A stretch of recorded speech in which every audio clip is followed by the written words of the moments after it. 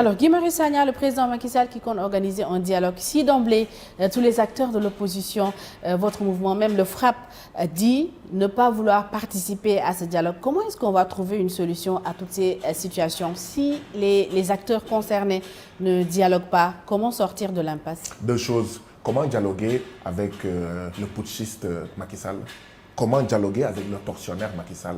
Comment dialoguer avec celui dont le régime assassine nos enfants, Macky Sall? Quel dialogue il peut y avoir? Un. Deuxièmement, Madame Fall, le dialogue devrait se faire dans les conseils municipaux. Le dialogue devrait se faire à l'Assemblée nationale. Le dialogue devrait se faire dans ces institutions. Ça veut dire quoi? Ça veut dire que le président Macky Sall, son parti et sa coalition ne sont pas... Est-ce que vous avez tenté d'initier le dialogue à l'Assemblée nationale en tant que député de l'opposition? Déjà, à travers mes questions écrites, mes questions orales, la dizaine au moins de propositions de résolution, de mise sur pied de commissions d'enquête parlementaire. Mais là, on parle d'un dialogue au sens plus large. Les questions écrites, les questions orales, les propositions de commissions d'enquête, c'est sur des questions spécifiques. Mais le dialogue, ça a un sens plus large.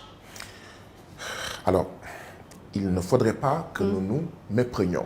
Madame Fall, quand une proposition de mise sur pied une proposition de résolution de mise sur pied d'une commission d'enquête parlementaire est déposée, ça amène la rencontre du bureau de l'Assemblée nationale, où tous les partis sont représentés. C'est un dialogue. Ça amène la réunion de la conférence des présidents de l'Assemblée nationale. C'est un débat, donc un dialogue. Ça amène la réunion d'une commission où tous les députés sont représentés. C'est un dialogue. Et enfin, ça amène une réunion de la plénière des 165 députés. Si cela se faisait, le président Macky Sall n'aurait pas besoin chaque année de convoquer au moins 2 fois le dialogue. C'était quand le dernier dialogue? C'était il y a moins d'1 an. C'est quoi le problème? Ça veut dire tout simplement que les dialogues auxquels il invite, c'est du pipeau, c'est du leurre. On clignote à gauche pour tourner à droite. Alors, hors Assemblée nationale, à votre avis, qui devrait initier un dialogue entre les acteurs politiques? J'aurais souhaité que si dialogue il y a, que ce dialogue soit mené, dirigé par le prochain président de la République après le 25 février 2024. Qu'est-ce qu'on a à dialoguer avec un président sortant?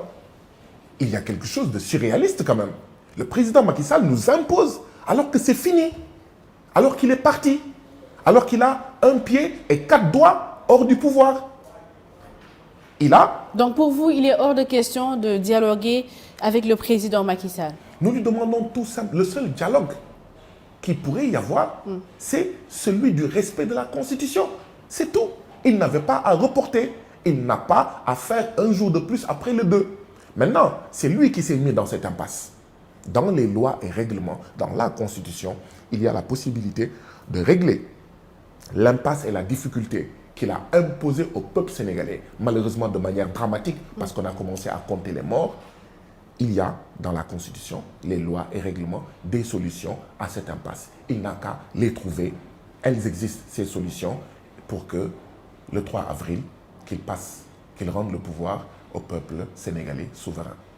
Alors, on a parlé tout à l'heure de la commission d'enquête parlementaire. Est-ce que vous pensez que l'Assemblée nationale, justement, dispose des outils nécessaires pour enquêter sur certaines questions? Oui, parce que l'Assemblée nationale, une commission d'enquête parlementaire, peut me convoquer qui elle veut, peut me rencontrer qui elle veut. Mais la personne n'est pas obligée de répondre, c'est ça? Dans les textes, c'est ce qui est dit. Oui, certainement. Certainement. D'accord? Sauf que quand vous refusez de répondre alors que rien ne vous en empêche, eh bien, ça augmente la suspicion contre vous. Mais ce que je veux dire, c'est que si l'Assemblée nationale joue son rôle, il y a beaucoup de choses qui n'arriveraient pas. Si l'Assemblée nationale avait contrôlé le ministère de l'Intérieur, il n'y aurait pas autant de bavures où se trouve réellement le problème? Avant, l'Assemblée nationale était majoritairement occupée par des députés du pouvoir. Maintenant qu'il y a un peu équilibre, les problèmes persistent. Le problème, ce n'est plus le nombre de députés présents à l'Assemblée nationale, donc c'est plus profond que cela. Si quand, à chaque fois... Le nombre de députés pose un problème parce que vous-même, vous avez vu que dès les premières secondes après l'installation de la 14e législature, le groupe Wallu, qui était dans l'intercoalition Yewwi Wallu, n'était plus membre de Yewwi Wallu. Les députés du PDS ont commencé à faire bande à part. Est-ce que cela veut dire que vous vous êtes fait avoir par le PDS? Ça veut dire tout simplement qu'ils ont trompé le peuple sénégalais. C'est tout. Parce qu'on disait qu'on allait en intercoalition pour gagner l'élection présidentielle et apporter la rupture à l'Assemblée nationale. Eh bien, nous, groupe parlementaire Yewwi Askan Wi, notre nombre ne nous permet pas d'imposer la loi du nombre, excusez la répétition, pour prendre en compte et en charge les préoccupations des Sénégalais. Donc oui, c'est aussi un problème de nombre. D'accord? Et au-delà du nombre, quel est l'autre problème? Il y a un problème de système. Il y a un problème de volonté politique. La majorité parlementaire, la majorité des députés du président Macky Sall, n'a aucune volonté de faire quoi que ce soit. Quoi que ce soit. Juste, je vous le rappelle, 10 commissions d'enquête parlementaire déposées par mon collègue Alioune Sall et moi entre août et maintenant, aucune n'a été examinée. Parce que vous êtes minoritaire? Non. Parce que le PDS n'a pas voulu vous aider? Non.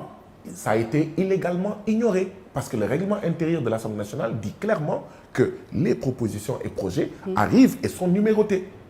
Et comme ils sont numérotés, ça veut dire qu'on les examine soit tous ensemble, soit sont examinés en fonction de leur ordre d'arrivée. Mais ça veut dire tout simplement qu'il y a une violation des textes de l'Assemblée nationale, il y a une violation de la loi organique qui encadre l'Assemblée nationale, et ça veut dire qu'il n'y a pas de volonté politique. Ça veut dire, c'est ce que le président Macky Sall décidera, qu'on examinera.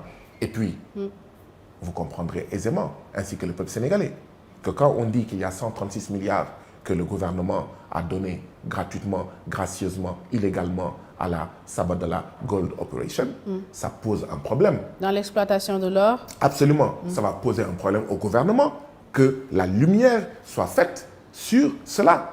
Et voilà pourquoi il bloque.